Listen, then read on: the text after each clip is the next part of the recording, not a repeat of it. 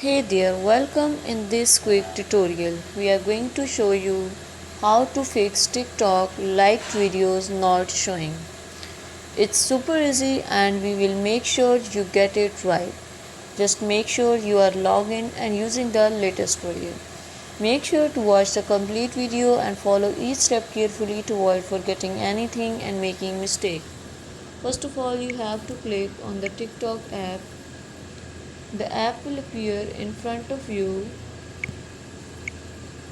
Now click on the profile. Here you can see all the liked videos. Click on the three lines which appear at the right top corner. Click on settings and privacy. Now click on privacy.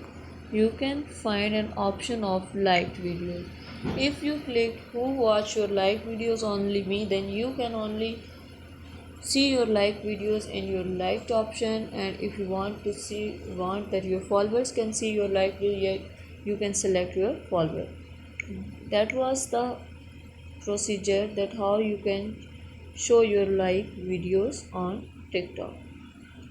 Thank you so much. Please consider showing your support by commenting, liking, sharing, and subscribing to our channel for more valuable content in the future. Your engagement is highly appreciated. I wish you very, very good luck. Thanks.